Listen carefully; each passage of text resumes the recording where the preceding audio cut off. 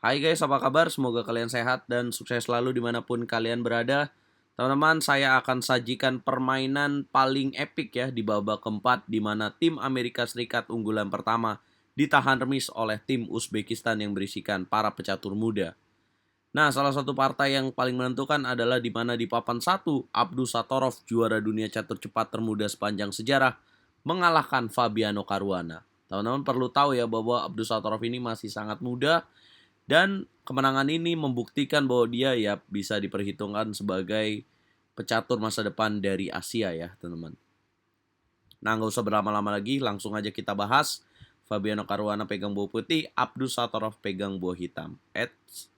Teman-teman, kalian ada juga kan yang belum subscribe, jadi tolong dong teman-teman untuk klik tombol subscribe dan nyalakan lonceng notifikasi supaya kalian gak ketinggalan berita terupdate dan supaya RLCS terus semangat bikin konten guys.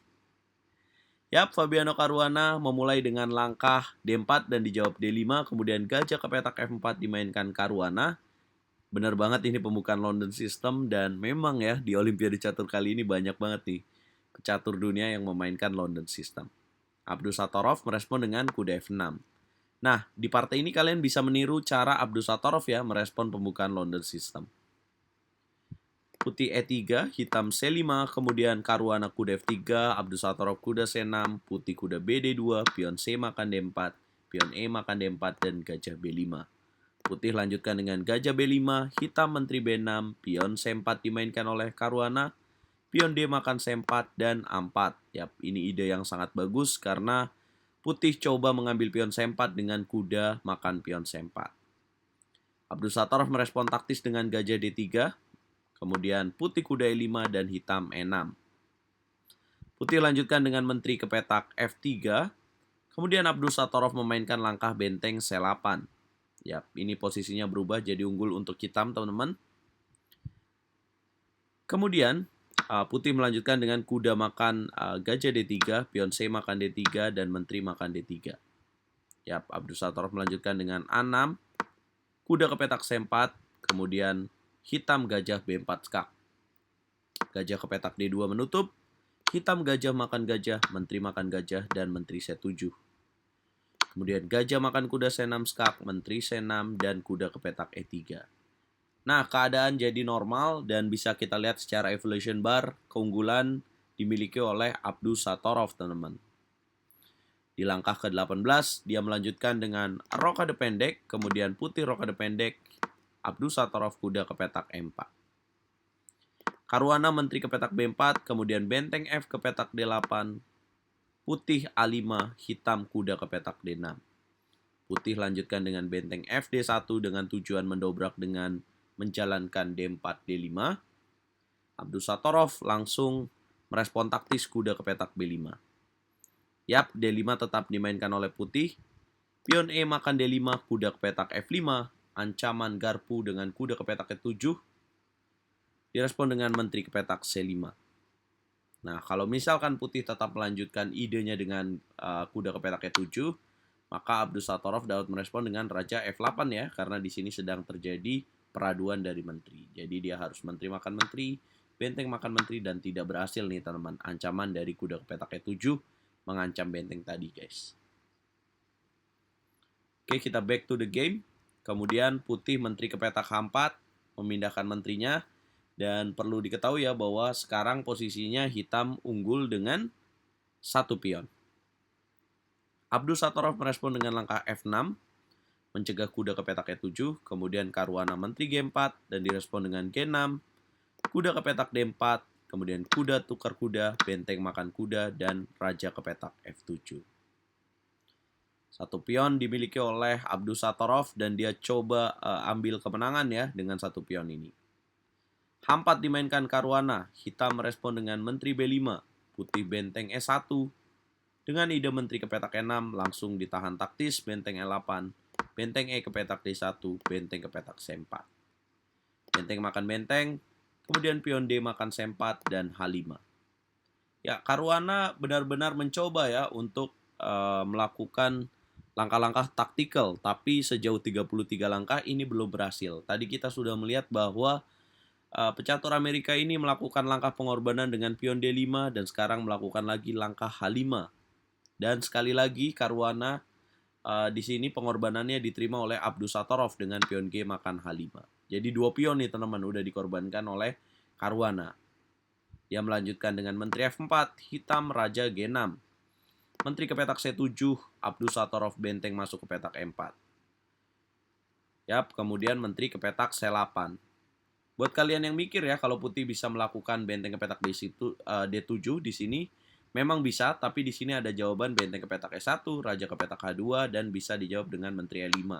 Jadi akan terjadi pertukaran menteri ya, dan ini akan menguntungkan untuk hitam.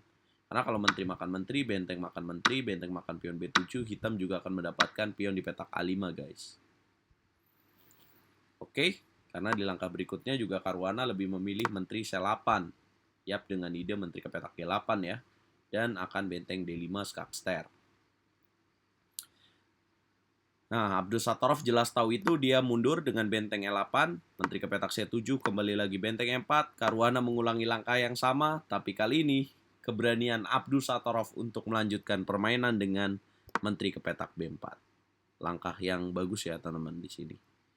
Jadi idenya kalau misalkan putih menteri G8, raja geser, nggak bisa skak lagi ya ke petak F8 karena ada ini. Dan dia di sini memiliki ide untuk menukar benteng guys. Oke.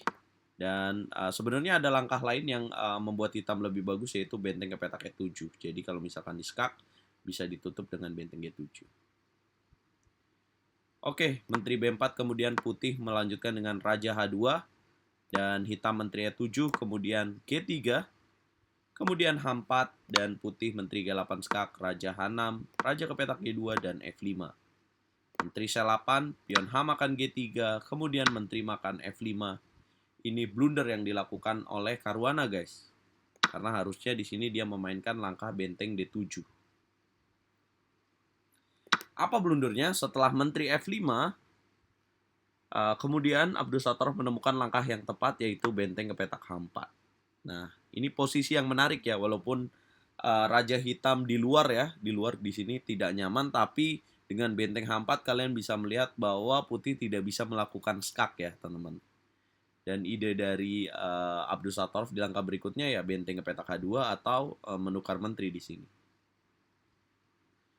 Nah, putih lanjutkan dengan raja makan pion G3, kemudian benteng ke petak H5, menteri F4, dan menteri ke petak G5. Jadi ini kunci kemenangannya. Di momen krusial, Abdusattorov menemukan langkah yang tepat.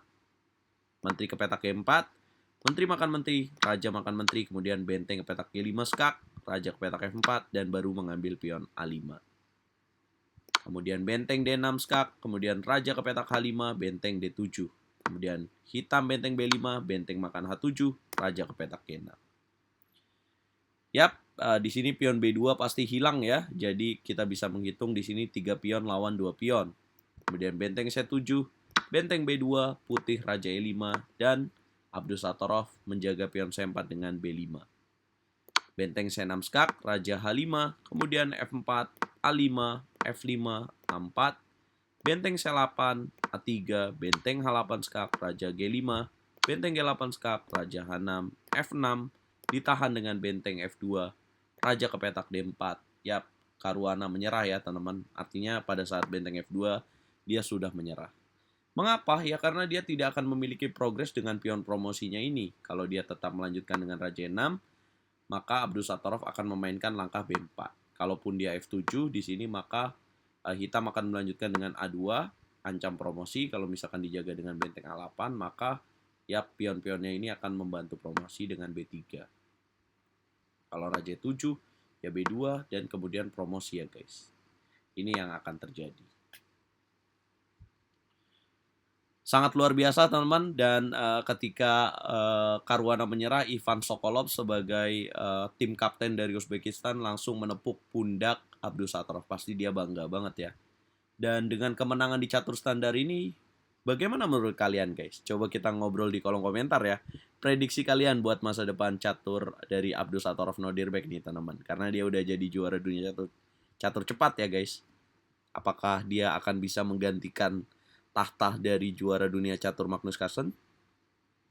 Jangan lupa bantu aku dengan cara like, share, subscribe, dan nyalakan lonceng notifikasi. Pantau terus Olimpiade Catur Dunia di channel YouTube RL Chess.